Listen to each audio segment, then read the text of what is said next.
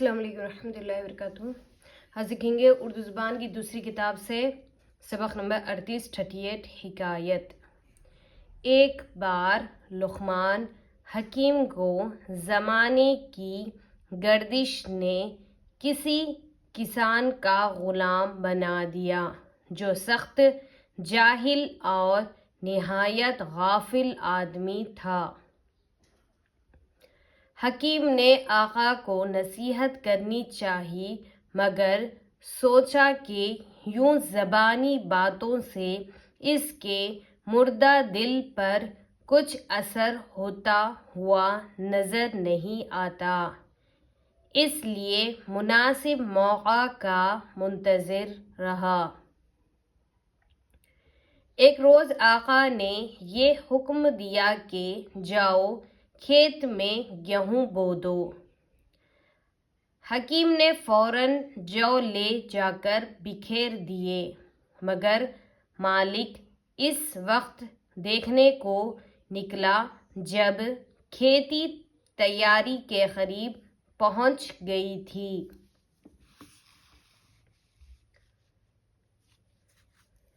اس نے اپنے حکم کے برخلاف گیہوں کے بجائے جو اگے ہوئے پائے تو نہایت غضبناک ہو کر غلام سے پوچھا، کیا میں نے تجھ سے گیہوں بونے کی فرمائش نہیں کی تھی؟ حکیم نے جواب دیا، حضور بے شک میں نے آپ کے حکم کے خلاف جو بو دیے، لیکن مجھ کو امید یہی ہے کہ غلہ اٹھانے کے وقت ہم یہاں سے گیہوں سمیٹ کر لے جائیں گے۔ اس جواب نے کسان کے غصہ کو اور بھی زیادہ بھڑکا دیا۔ وہ غضبناک ہو کر بولا،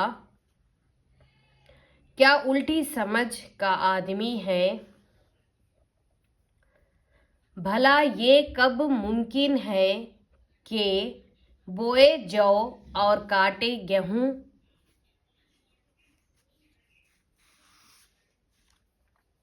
اب حکیم کے نزدیک نصیحت کا مناسب موقع آ گیا تھا۔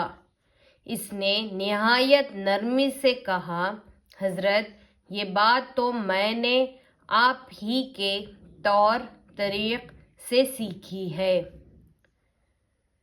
کیونکہ میں ہمیشہ دیکھتا ہوں کہ آپ گناہ اور بدی میں مصروف رہتے ہیں، لیکن پھر بھی خدا سے جزائے خیر کی امیدوار ہیں۔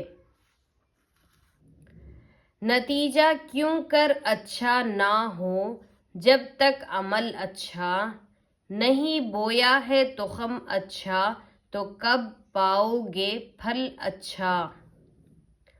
کرو مت آج کل حضرات برائی کو ابھی چھوڑو، نہیں جو کام اچھا وہ نہ آج اچھا نہ کل اچھا۔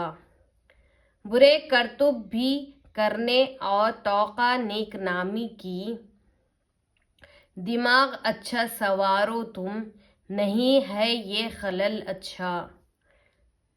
جو ہو جائے خطا کوئی کہ آخر آدمی ہو تم، جو جتنا جلد ممکن ہو کرو اس کا بدل اچھا۔ یاد کرو ہجے اور معنی۔ جزا اچھا بدلہ، غضبناک غصہ میں بھرا ہوا، خیر بھلائی سلامتی، منتظر انتظار کرنے والا، توقع امید۔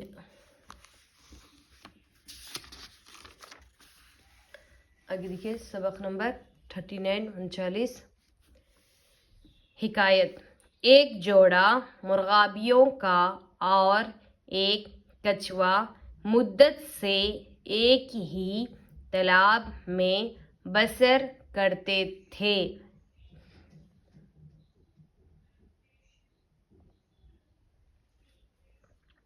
ہمسائیگی کے باعث آپس میں نہایت پیار اخلاص ہو گیا تھا۔ ایک بار ایسی خشک سالی ہوئی کہ ناچار مرغابیوں کو وہاں سے کوچ کرنا پڑا۔ وہ بہت افسوس کے ساتھ اپنے عزیز ہمسایہ سے رخصت کرنے لگے۔ کچھوا ان کی جدائی سے نہایت غمگین ہو کر منت کرنے لگا کہ مجھ کو بھی اپنے ہمراہ لے چلو۔ مرغابیوں نے اس عجیب درخواست کے منظور کرنے سے عذر کیا کہ ہم زمین پر چل نہیں سکتے، تو ہوا پر اڑ نہیں سکتا، پھر ہمارا تیرا ساتھ ہو تو کیوں کر ہو۔ آخر کار دوست کے خاطر سے دونوں مرغابیوں نے ایک لکڑی اپنے پنجوں میں لی اور کچھوے سے کہا کہ اس کو منہ میں پکڑ کر لٹک جا،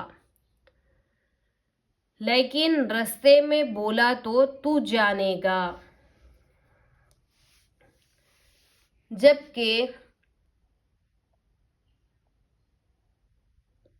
جبکہ مرغابیاں کچھوے کو اڑا لے جاتی تھیں، اتفاقاً ایک شہر کے اوپر سے گزر ہوا۔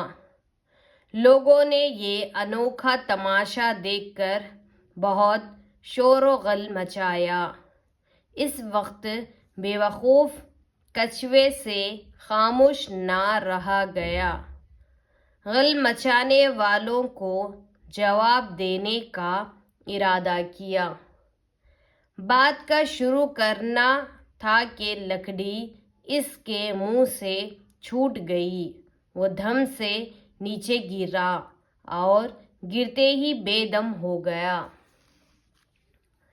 مرغابیوں نے اس نافہم دوست کی حالت پر بہت افسوس کیا اور یوں کہتی ہوئی اڑی چل گئی، جو دانا دوستوں کی نصیحت پر عمل نہیں کرتا، اس کی ایسی ہی بری گت ہوتی ہے۔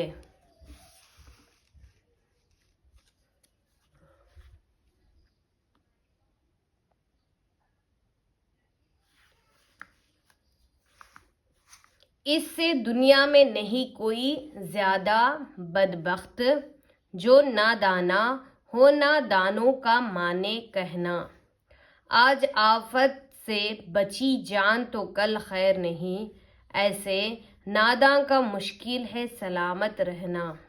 یاد کرو ہجے اور معنی۔ بسر کرنا، زندگی گزارنا، اخلاص، خلوص، درستگی، خشک سالی، جس سال بارش نہ ہو، باعث سبب وجہ، ہمسائیگی، پڑوس۔ سبق نمبر 40 حکایت۔ ایک دن باز نے کہا، میاں مرغے، تم بڑے ہی بے وفا، بے مروت اور ناشکرے ہو۔ دیکھو آدمی کس محبت سے تم کو پالتے ہیں، دانا پانی کی خبر لیتے ہیں، پھر بھی تمہارا یہ حال ہے کہ مالک پکڑنا چاہتا ہے تو بھاگے بھاگے پھرتے ہو، خود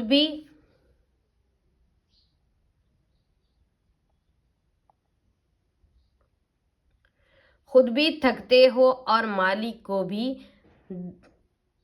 کو بھی دق کرتے ہو۔ مجھ کو دیکھو، جنگل کا پھکیرو، پہاڑ کا پرندہ، ہوا پر اڑنے والا مگر، جہاں 2-4 دن رہا، آدمیوں میں بس ان کی خواہ سے واقف ہوا اور ان کا نمک کھایا، پھر تو ایسا مطیع اور فرمانبردار ہوتا ہوں کہ اشاروں پر کام کرتا ہوں۔ جب شکار پر چھوڑتے ہیں تو پنجے جھاڑ کر اس کے پیچھے پڑتا ہوں، کوسوں دور نکل جاتا ہوں، مگر اپنے آقا کو نہیں بھولتا۔ ذرا واپسی کا اشارہ پایا، خوشی خوشی اڑتا چلا آیا۔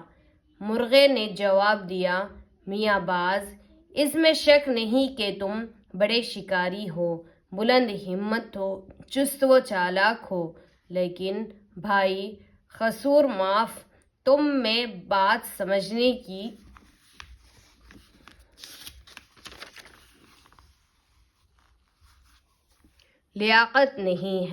لیاقت ہے نہیں۔